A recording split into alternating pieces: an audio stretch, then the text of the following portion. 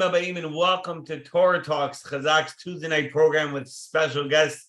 And tonight we have a very special guest, a very dear friend of Chazaq of ours, Mr. Savitsky. Welcome to the program. How you doing? Thank you. I'm doing great. I'm so happy to see you again.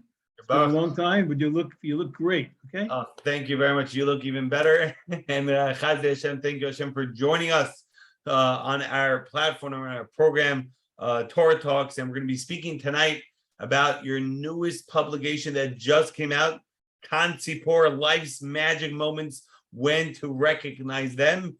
And really looking forward to this topic. But before we get to tonight's topic, if you can let our audience, our broad audience, know a little bit more about yourself, a little bit of background and the great work you're involved with and have been involved with. Okay, thank you very much. Well, look, fortunately, I've had the great chus to be involved in community work and klal work for many, many, many decades, literally almost all my life. And I'm also very fortunate that I also have been blessed by HaKadosh Baruch Hu with a very nice parnasa. So I never had to depend on the Jewish community to make a living, which I'm not so sure I would really want to do. But I am blessed because I always looked at it as a tremendous opportunity to serve Klal Yisrael and work for the Jewish people as much as I can. So in that capacity, I have to say, since you live in Kew Garden Hills, one of my old neighborhoods, when I first got married, that's where I lived. Really? And I had the great privilege of building the Erev in Kew Garden Hills, along with two very good friends of mine, Mr. David Fuld and Steve Orlau, and also Rabbi Peretz Steinberg. We were zochet to actually come up with the idea, think of the idea, work on it for many, many, many years in Kew Garden Hills. When I first got married and I moved there and I saw how Shabbos could be so enriched, I asked all the rabbis to please, let's build an Erev. Got to the point when my wife said, when the rabbis see you in Kew Garden Hills, they cross the street. They don't want to talk to you anymore. And so we worked, and we did unbelievable things. We got permits, we went to Broadway maintenance. We did things that were amazing. And it turned out, because of that, of course, we built the Erev. It was the first Erev ever in a major metropolitan area, the whole way how we built it. I believe Rav Moshe Feinstein was involved. That's right. Rav Moshe was involved. I personally took him around with Rav David Fuld to the Erev, up and back, all along the Van Wyck and so on and so forth. A fantastic opportunity. He gave us the letter, which is a famous letter. He actually sent Rav Shimon Aida Zatzal to be the person who would help us with it. But once we finished it, not only did it change the whole Kew Garden Hills, it changed America. Because literally at that point, every other community, we were like besieged by other communities. Could you come and help us? Forest Hills, Hillcrest, so on, Bayswater, all kind of places in Queens, Chicago, and LA, you name it, every place in the world wanted to have. And today it's unbelievable. I go to the smallest little Jewish communities, Kansas City, Des Moines, Iowa, and I asked the rabbi, you have an Erev? He looks at me like, what do you mean? What do you mean? Of course we have an Erev. Who doesn't have an Erev? But anyway, Baruch Hashem, that was one of the first things that I was zochet to do was to be the president of the Erev. And even to this day, as a matter of fact, because after it was built, I spent the next 5 years on Fridays, I would check it just to make sure it was okay. So even today, when I drive with my wife on the Van Wyck Expressway, she always says to me, could you look at the road? Stop looking. I said, I have to look at the lehi. I have to see if it's okay. I can't stop it. But anyway, Baruch Hashem, I was involved. We have to give a shout out to your grandson, Rabbi Ashi Shar, a dear friend of ours. That's right. Updated the exactly. And then he called me to tell me how proud he was because he really did a beautiful job. Anyway, that was one of the things that I started to do. And then I lived in Kew Garden Hills. I did many, many other things in the shul, Youngsville, Queens Valley, and so on. But I really started to get involved, not just on a local level, but also on a national level and an international level. And I was very much involved with the Orthodox Union, the OU. And after years of being chairman of this and chairman of that and vice president and so on, I had the great chance to become president of an incredible organization. And I was president and chairman of the board literally for almost 11 years. And those years were really amazing. And there's no organization like the OU for what they do for everything, you name it, from NCSY to Yachad to Washington to Kashrus, anything that you want to know with the Klal. So that really was a fantastic opportunity for me to travel the world, see people, meet kings and princesses and and prime ministers and you name it and so on, really be really osek in the world of Judaism. And it was, for me, it was a great zchus. Along the way, also, I also was very interested in an organization called Partners in Torah, and I've been chairman of that for over 20 years. And to me, it's incredible. It just makes a lot of sense. And it hurts me and pains me to see what's going on in America, assimilation, intermarriage, and everybody does a great job. I mean, Chabad and you guys and Aish and NC, everyone does a great job. But the bottom line is we lost. The numbers don't make sense. I'm a finance guy. Okay, I can tell you right now, the balance sheet doesn't look good. For every person we bring back, we lose 10.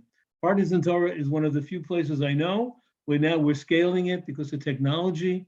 My goal is to have hundreds of thousands of Frum Yidden, hundreds of thousands of Orthodox Jews now on the phone once a week for a half hour with somebody who yet has not learned Torah. It's the most scalable program in the whole world because it doesn't cost that much money. A few $1 million, we run the whole organization. We could do hundreds of thousands of people. It changes people's life. And I went around personally in my own community. I have well over 1,000 people in the 5 towns today who learn Torah once a week with somebody out there. And they'll tell me, you know, like Rabbi Gewirtz, who was the founder of Partners in Torah, used to say, when people used to ask him, so how many people did you make how many people did you make religious? He'd say, I don't know, but I made every mentor religious. That's also important. I made every mentor religious. And so I've been involved in that organization, Rosh Barubo, completely involved with it. Also, of course, my own community, I've been the chairman and the president of the Varakashas of the 5 towns in Far Rockaway for over 20 plus years, and now part of a presidium. You know, tremendous what we did there, the work that goes on. And I also now am president. I mean, I've been on the board of Highest. I've been on the board of the Jewish Agency, et cetera, et cetera.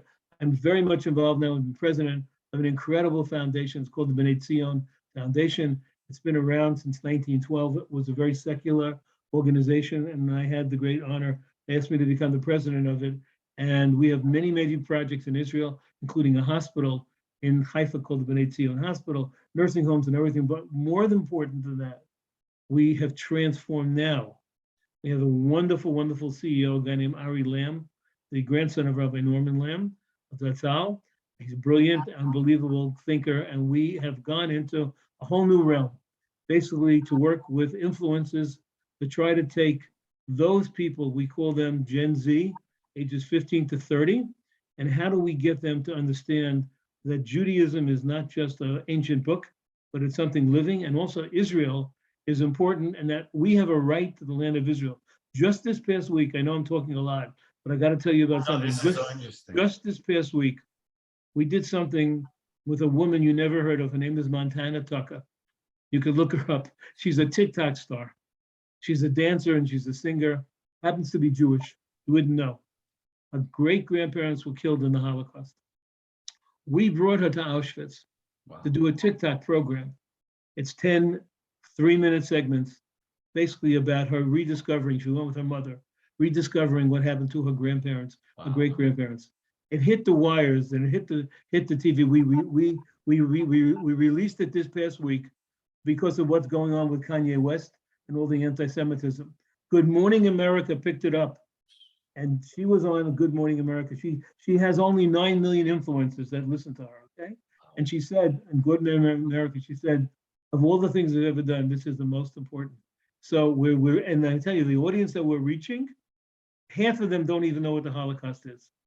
So we have a division of our company in B'nai Tzion called Soul Shop, SOUL Shop, and we are producing all kind of TikTok, Instagrams, movies, you name it, for that population. And it's exciting as anything. And we're going this next week, God willing, the reason I'm going to Israel, because we, in our hospital in Haifa, the B'nai Tzion Hospital, really literally on the firing lines of Hezbollah and Lebanon. So because of that, we had to build an underground hospital. Wow. An underground hospital to protect the people who are there. And also, God forbid, if there's any nuclear attack. We've been working on it for 5 or 6 years, building it, raising the money, and finally, God willing, it's open. Wow. And we're going to have a dedication, and I'm going to speak the dedication. So As you can see, I am pretty busy. And Baruch Hashem, I'm involved in a lot of things. I try to do things that I consider to be transformative to the Jewish people. And that's what I want to do. I don't want to get involved in things where people are arguing all day and all night.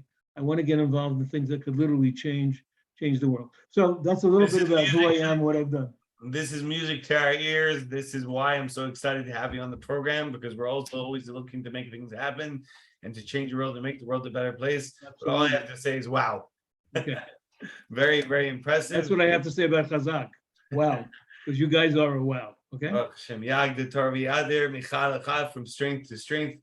So how in the world did you have time to write a new book? I guess you'll tell us, but before you tell us about that, tell us a little bit more about the book and why you published it. Kan Sipor. Let's jump in. Okay.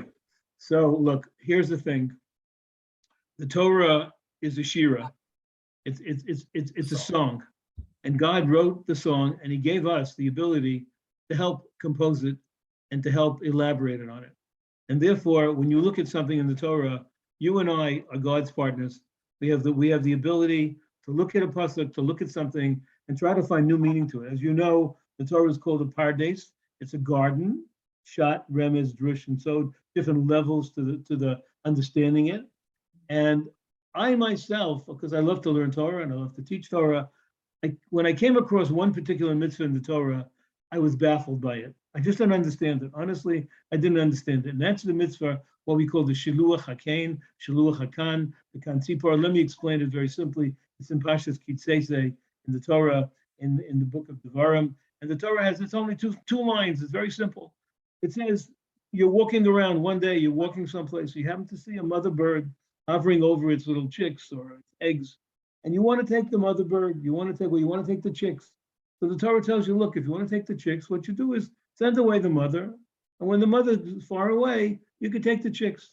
And the Torah, the way it describes it, is it says, Ki yikarei kan sipor lefanecha, when you happen to find it. Now, you and I know that in the Torah, probably the most important thing is what I call preparation.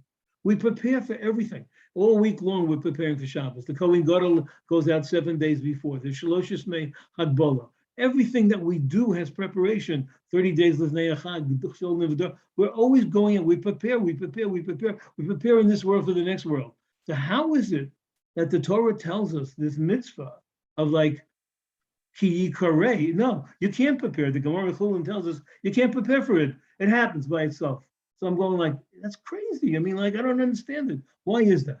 That's one thing. Second of all, the Torah also tells you great rewards. Leman yitav lach v'harachta yamim. It's going to be good for you. You're going to feel good. And because of that, you're going to have a long life. So I'm trying to say to myself as I'm looking at this, but I don't understand this, first of all. If you go around and you speak in an audience, you see that 90% of the people never even did this mitzvah. Maybe 10% did the mitzvah. I had this just for the record. It was okay, amazing. so maybe 10% did the mitzvah, 90% didn't. So I'm saying, what is God? God gives you this incredible mitzvah, and all the rabbis tell you it's like a mitzvah kala, it's simple. I always say, by the way, that it's not a Jewish mitzvah. You know why? Because it doesn't cost any money. I mean, when do you have a mitzvah that doesn't cost any money? So you have this mitzvah, and it doesn't cost you any money, and the reward you get for it is L'man yitav lach, you feel good. Yeharachta yamim, you're going to have long days. Why did God decide to put this in the Torah? I mean, so would it be? I know the password when I came in was 613. Would it be so bad if we had 612 mitzvahs? We would have tayyab. We would have been okay. Also, we would have had songs about it. We would have done fine. Why do we need this mitzvah? It doesn't fit in with like, okay, I understand you have a mitzvah. You want to know how to drink your wine on Friday night. You want to know how to keep Shabbat, kashrus. I understand those. Those are all very essential. But what does this? Is there any other religion in the world that has a mitzvah like this? No. So why is God giving us the mitzvah? So I said to myself, there's got to be a reason for it. And so I studied a lot and I asked a lot of questions. And finally, I said, you know what? I think I have a sod. I think I found the secret. That this particular mitzvah, it's not just a kan sipor there, it's life. Because you see, in life, we're constantly walking around, ki yikarei. We find ourselves in many, many different situations. And those situations were there, why? Because God sent us there. And all of a sudden, there's an opportunity to do something. Something happens. You can't plan for it. You can't plan for it. And then if you walk away from it, you know what? Then you lose this wonderful opportunity. And so I started to say to myself, I'm going to call those moments Kansipor moments. They're Kansipor moments in life. And if you take advantage of them, you never know what's going to happen. And so when I started to think about it, and I thought about it a lot, I said, I know that there's got to be something to the mitzvah. And then I myself came across several opportunities, but I want to read you, I found a quote from a great Gaon. I'm being sarcastic, okay? A great Gaon, Sir Winston Churchill. This is what he said. To each there comes in their lifetime a special moment when they are figuratively tapped on the shoulder and offered the chance to do a very special thing, unique to them and fitted to their talents. What a tragedy if that moment finds them unprepared or unqualified for that which could have been their finest hour. But once again, he was just mechaven to what the Torah told us, okay? The fact of the matter is, this is what the Torah, and this is what I think the mitzvah is all about. And so once I understood this, and once I understood that there were certain criteria, it wasn't just like, if in order to have, this is not like, okay, this is a hashgacha pratis and you feel good and whatever it is. No, there were certain criteria that had to come about. If you wanted to have a country for a moment, it had to be that it comes upon you unexpected. You can't pay for it. It's not a board meeting. We didn't have a retreat and we came up with a plan. It's totally unexpected. You did not expect it to happen. And also, it takes us out of our comfort zone.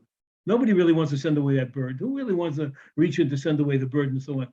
There's a comfort zone. Something is in front of you. Your Yetzer Tov is saying, do this. It's a good idea. And the Yetzer Hara is saying, no, don't bother. What are you worrying about? Just forget about it. Turn around. It's not important. And the third thing was that we don't have anyone to consult. It's not like we have a meeting. We have to decide literally right then and there. And the fourth thing is that if you don't take advantage of it, you'll never get it back again. It's not like, okay, I can get it back. And so those are the criteria, and those are the Kansipor moments. And that's why I wrote the book. I didn't write the book because I want to hawk a book. I didn't write a book because, I'm another guy selling a book. I wrote the book because it's a message. And really what I tell people sometimes, I want people like you and me to become observant Jews. Observe the world around you and ask yourself a question. What am I doing here at this moment, at this time?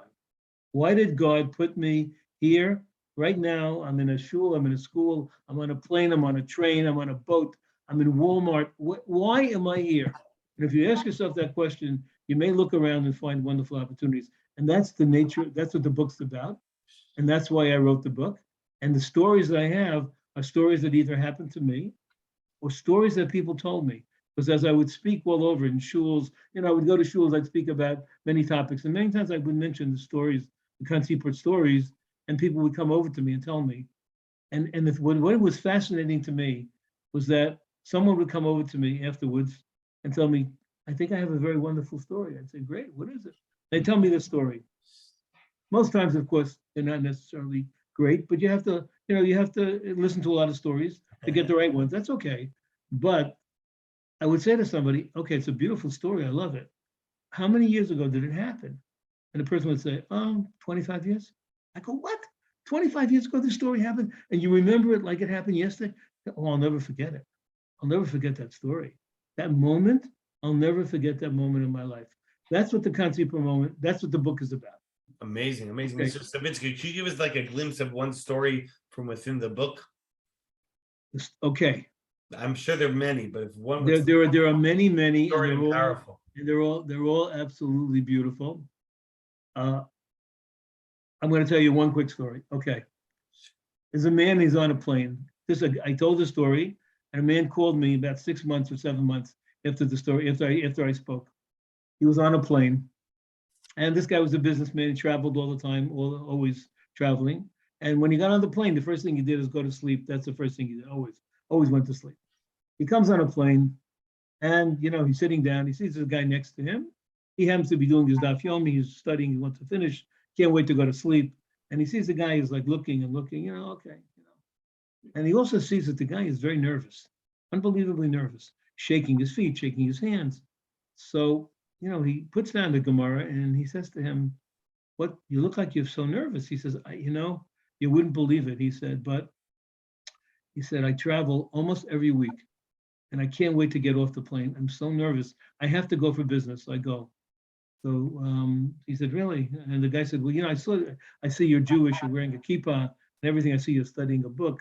He said, yes. He said, yes. He said, I understand, why you could be nervous. After all, nobody really understands. What are you doing up there? He says, but, I have something I could think is a good idea. He said, I have a special little tefillah, a little prayer that I say. And would you like to listen to it? So the guy said, yeah.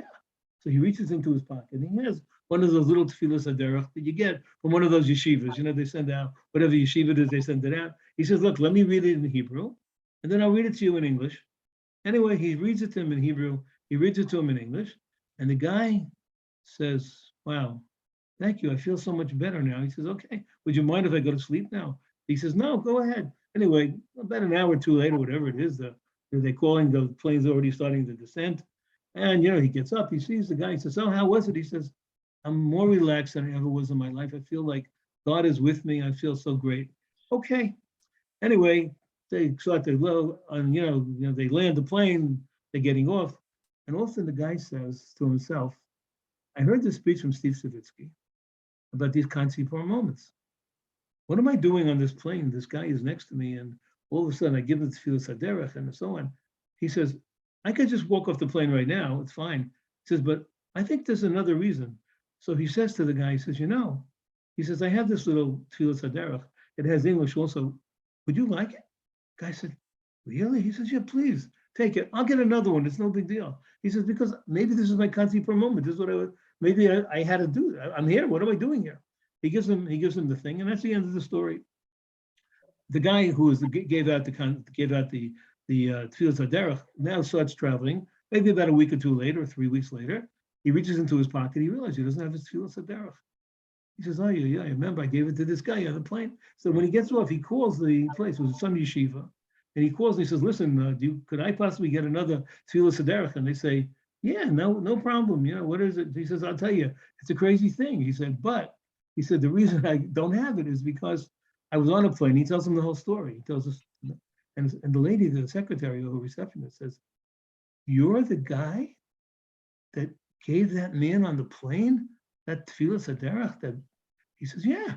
He said, you wouldn't believe it. He said, the man called our office and told us the story, but he doesn't know who you are because you never identified yourself. And the guy said, I don't know who he is either. He said, and he was so appreciative of it. He sent us a beautiful note, and he sent us a check for $25,000. Wow. So then the woman on the phone says to this guy, could we send you a few dozen for your next trip? That's a quick story, but that's a Kanzipor moment. In other words, he took advantage of that moment. He said, I'm here for a reason, let me do it. And that's what happened. So that's like one very quick little story. It's in the book, but there are many, many other stories. Those are Kanzipor moments. Because you understand, he could never, as he was walking off the plane, and he said, let me give him the Tefillah Saderech. He could have easily walked off and said, listen, I'm a nice guy. I did what I had to do. I read the Tefillah. I mean, I'm not doing anything else. But he said, no. I heard that speech. This could be my Kanzipor moment. Anyway, that's like that's a quick story. That's an amazing story. And the lesson Chazaq takes out of it is we have to print out Tefillah Saderech cards to give out. You got to find this. What you have to do is find this guy and give him every organization now wants to give this guy everything, okay? Let him give out our stuff. Very, very funny. Very powerful, very inspiring. Kanzipor to take advantage in a sense of the moment and not going through the moment, but growing through the moment, making something happen.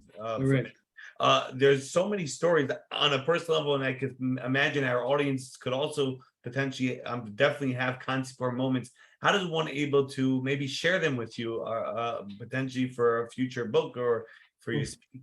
First of all, they could definitely, I know that people don't like to give out their cell number, but I don't really care. So I'll give you my cell number. No way. If they want, I don't listen, whatever it is, I'll give you my cell number. You could send me a text. Just call me if you have a story, 516-835-6736, 516-835-6736.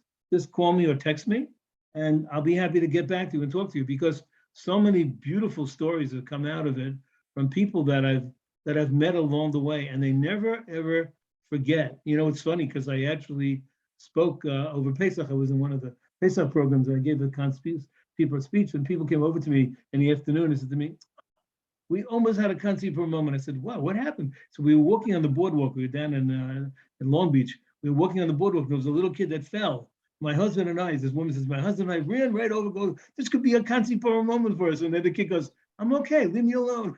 I said, oh, forget it. We thought we had a great story. I said, it's okay. It's okay, it's fine. But let him text me. I'm happy to get it. No problem. Best way is texting. Okay, that's the first. Yeah. We usually get emails. Okay, very, very. And Well, you want to how does email one get- also, you know what, as a matter of fact, I think it works on all the times. I do have an email address there that I put in. I think it works. I don't know. All right, it's okay. Let them text me, and that's good enough right now. That's fine. And the books are available in Jewish bookstores. Books are available now. It just came out literally a week ago, and they're in all the bookstores. It was published by Feldheim Press, beautiful, wonderful company, and I'm very excited to be part of their team. And yeah, it's all over now in all the places, available on their website, available on Amazon. Yeah, and as I said, I just think so far the feedback I'm getting is unbelievable from people who are like, they love the stories, but I want them to do more than that. I want them to take a life lesson from the stories. Amazing. It's not just about the story; it's about a lesson. 100%. Exactly right. Mr. Steven Savitsky, I got to tell you on a personal level, I enjoy so much the shiurim that you've given to Chazaq in the past. This Torah talk in specific is really amazing, very inspiring. We have a minhag, we have a custom of one final message for our broader audience. We have received so many gems, and we're so impressed at all the accomplishments you have done and continue doing for Klal Yisrael. But there's one final message you can leave us with. Okay, look, I think there are two messages. One, when you study Torah, understand that you're God's partner. And you, just like I discovered this secret, there are more secrets to be had. It's limitless, the amount that Torah is a mayim. It just keeps going and going. So study it and look at it really deeply and ask yourself a question. Why is this and why is that? Maybe I can come up with some idea. And maybe you too could be mechadish. You could come up with a new understanding that nobody else ever saw before, and you could try to change the world. Second, as far as the Kansipra goes, I really think, as I said, if you become an observant Jew and you look around and you ask yourself literally every moment of every day, why is God putting me here? Like I said, the stories, some of them, one of them happened to a man who was sitting Shiva for his father. One of them happened at a wedding. One happened in the White House in the Oval Office. Don't look around and say, oh, it can't be here, it can't be there. No, it could be anywhere. God, whatever God wants it to be, take a look around, and maybe those moments will turn out to be the most wonderful, magic moments of your life. Amazing. I love the play on words, being an observant Jew. Very, very cute, very, very nice, and very, very powerful. Mr. Steven Savitsky, we really appreciate your time. We appreciate all that you've done and do. Great, and continue great work. You guys are amazing, okay? Okay. We really appreciate it. We want to thank our partners and everyone watching every single Tuesday night, 8:30 p.m. Eastern Standard Time. Chazaq Torah Talks with special guests. We had an amazing Torah Talk with Mr. Steven Savitsky. Send us your feedback. Let us know about future guest speakers and rabbis. We usually have rabbis. We have a few exceptions, like Mr. Steven Savitsky, Charlie Harari, Harry Rottenberg, special Jews, amazing things that they accomplish and continue doing. Shout out to Torah Anytime for hosting and broadcasting this podcast along with many other platforms. At dailygiving.org, $1 a day goes very, very far away. Siyam Yomi, Robbie, and the entire Chazaq team and staff for all that they do on a daily basis. And we want to thank everyone once again. We should see the Geulah Shlema, the complete redemption. It should come by Meir Rabbi Aleinu, stealing our days. Amen. Amen.